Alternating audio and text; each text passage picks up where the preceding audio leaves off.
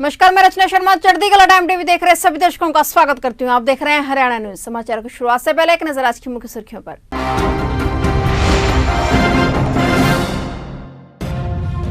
विधानसभा का मानसून सत्र 26 अगस्त से होगा शुरू, हरियाणा सरकार ने किया ऐलान।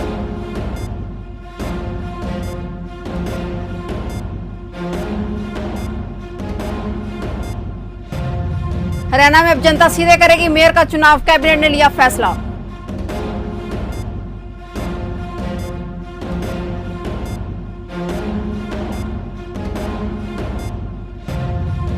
महामारी ने स्वतंत्रता दिवस समारोह पर भी डाला असर, प्रदेश के कई जिलों में हुई स्वतंत्रता दिवस की फुल ड्रेस रिहर्सल।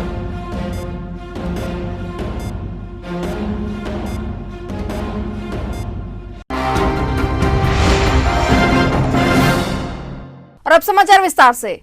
हरियाणा विधानसभा का मानसून सत्र 26 अगस्त से शुरू होगा। इस बात की जानकारी मुख्यमंत्री मनोहर लाल खट्टर ने दी है। उन्होंने राज्य मंत्रिमंडल की एक बैठक की अध्यक्षता करने के बाद कहा कि सदन की बैठक 26 अगस्त को दोपहर 2 बजे बुलाई गई है। इसके अलावा मुख्यमंत्री मनोहर लाल खट्टर ने कहा कि सत्र की अवधि सदन की कार्य मंत्रणा समिति तय करेगी। इसकी बैठक 26 अगस्त को होगी। यही नहीं, हरियाणा मंत्रिमंडल ने पंचायती भूमि का अतिक्रमण करने वालों पर जुर्माने की राशि बढ़ाने का भी फैसला किया है।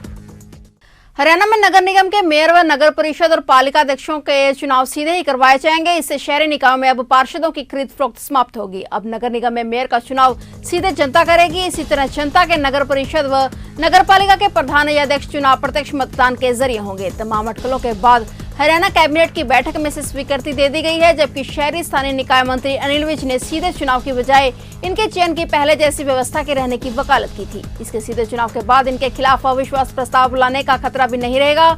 मेयर अध्यक्ष के चुनाव में पार्षदों की कोई भूमिका नहीं रहेगी। महामारी का असर स्वतंत्रता दिवस समारोह पर भी पड़ा है। इसके चलते समारोह में कम से कम भीड़ जुटेगी। प्रदेश भर में वेबकास्टिंग व लाइव स्ट्रीमिंग के माध्यम से ही समारोह दिखाया जाएगा। आम लोग यूट्यूब व अन्य सोशल मीडिया प्लेटफॉर्म पर इसे देख सकेंगे। स्वतंत्रता दिवस के चलते दिल्ली ने हरियाणा की सीमा से जाने वाली भारी वाहनों पर रोक लगा दी है। यह रोक 14 अगस्त यानी आज रात से होगी। गुड़गांव, फरीदाबाद, बहादुरगढ़ की सीमाओं पर पुलिस बल तैनात कर दिया गया है, जो बाहरी वाहनों को दिल्ली में प्रवेश करने से रोकेगा। सीएम मनोहर लाल खट्टर पंचकुला में राष्ट्रीय ध्वज फहराएंगे और उप मुख्यमंत्री दुष्यंत चौटाला गुरुग्राम में ध्वजारोहण करेंगे। हरियाणा में अनलॉक 3 का 14वां दिन है और मरीजों की संख्या 44,817 यानी कि 45,000 के करीब हो गई है। इसमें से 37,486 मरीज ठीक होकर घर लौट चुके हैं, जबकि 6,820 मरीजों का इलाज चल रहा है। पिछले 24 घंटे में 793 नए मामले सामने आए तो 792 मरीज महामारी को मात देकर घर लौटे हैं। वहीं 8 मरीज महामारी की जंग हार गए, जबकि 140 मरीजों की हालत अभी भी चिंताजनक बनी हुई है। इनमें 121 मरीजों की सांसें ऑक्सीजन के सहारे चल रहे हैं तो 25 वेंटिलेटर पर जिंदगी की जंग लड़ रहे हैं। हरियाणा में अब तक 511 मरीजों की मौत हो चुकी है।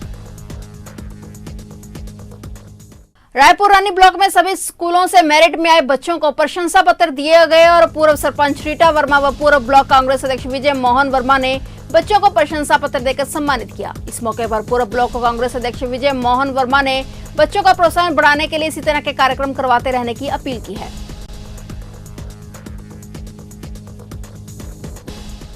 उप मुख्यमंत्री दुष्यंत चौटाला शाहबाद की नाच मंडी में विधायक रामकरण काला द्वारा आयोजित कार्यक्रम में पहुंचे और जनता के रूबरू हुए। विधायक रामकरण काला ने उप मुख्यमंत्री दुष्यंत चौटाला का स्वागत किया और कहा कि डिप्टी सीएम की बदौलत शाहबाद के किसानों की फसल का एक एक दाना बिकना सुनिश्चित हुआ है। वहीं मुख्यमंत्री दुष्यंत चौटाला ने कहा कि इस बार विधानसभा में बिल लेकर आएंगे, जिसमें हरियाणा प्रदेश के पंचायती राज हर तरह के चुनावों में 50% हिस्सेदारी महिलाओं की और 8% हिस्सेदारी बीसीए को दी जाएगी। मैं तो एक चीज़ मानता हूँ कि अगर मैं काम कर रहा हूँ और ईमानदारी से काम कर रहा हूँ तो बहुत लोगों के वो खटक रहा है। और ऐसे लोग आरोप लगाते हैं जिनने इन व्यवस्थाओं को बनाया था। आज प्राइवेट लोगों के हाथ में कॉलोनाइजेशन का काम किसकी सरकार ने दिया। आज दुख उन लोगों का है जिनकी चोरियाँ कहीं ना कहीं हम रोक रहे हैं और वो व्यवस्था सुधारना हमारा काम है। और बड़े अच्छे तरीके से, चाहे रेवेन्यू के अंदर जो बड़े बदलाव बहुत लंबे समय से पेंडिंग थे, हमने करे। हरियाणा में ओल्ड गुरुग्राम के निवासियों को मेट्रो कनेक्टिविटी प्रदान करने के लिए 6,821 करोड़ 13 लाख रुपए की लागत से गुरुग्राम में हुड्डा सिटी सेंटर से विभिन्न महत्वपूर्ण स्थानों तक मेट्रो रेल कनेक्शन की अंतिम विस्तृत परियोजना रिपोर्ट को स्वीकृति प्रदान की गई। कॉरिडोर की कुल लंबाई लगभग 28.80 किलोमीटर है, जिसमें 6 इंटरचेंज स्टेशनों के साथ 27 एलिवेटेड स्टेशन शामिल हैं। यह मास रैपिड ट्रांजिट सिस्टम परियोजना गुरुग्राम शहर के अधिकतम हिस्से को लाभान्वित करेगी। यह सुभाष चौक पर MRTS कॉरिडोर के साथ सेक्टर 10 में बस स्टैंड के साथ, सेक्टर 5 में रेलवे स्टेशन के साथ और मौलसरी एवेन्यू स्टेशन पर रैपिड मेट्रो के साथ जुड़ेगा। हरियाणा सरकार ने सहायता प्राप्त गैर सरकारी विद्यालयों से 28 जुलाई 1988 से 10 मई 1998 तक की अवधि के दौरान सेवानिवृत्त शिक्षकों और गैर शिक्षक कर्मियों को पंडित दीनदयाल उपाध्याय मानदेय योजना के माध्यम से मासिक पेंशन देने का निर्णय लिया है। इस फैसले से लगभग 352 कर्मियों को फायदा होगा। यह पेंशन लाभ इन कर्मियों को आजीवन उपलब्ध होगा और मृत्यु के बाद किसी अन्य उत्तराधिकारी को दिया नहीं जाएगा। इस पेंशन के लिए कम से कम 10 वर्ष का सेवाकाल पूरा करने वाले ही पात्र होंगे। साथ ही यह पेंशन केवल उन्हीं सेवानिवृत्त कर्मियों को दी जाएगी जो किसी अन्य स्रोत या सेवानिवृत्त पेंशन का लाभ प्राप्त नहीं कर रहे हैं।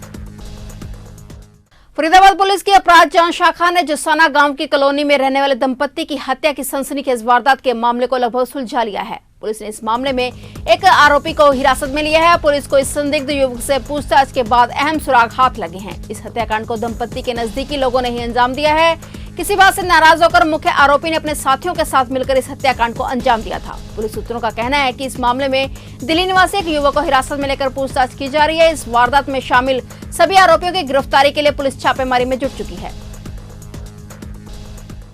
फिलहाल हरियाणा न्यूज में इतना ही। तब तक के लिए देखते रहिए चढ़ती कला टाइम टीवी और मुझे दीजिए इजाजत। धन्यवाद।